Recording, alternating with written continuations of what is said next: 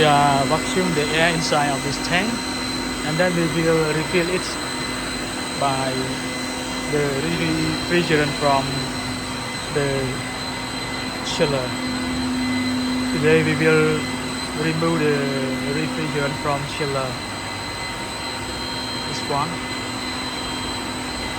This is the evaporator.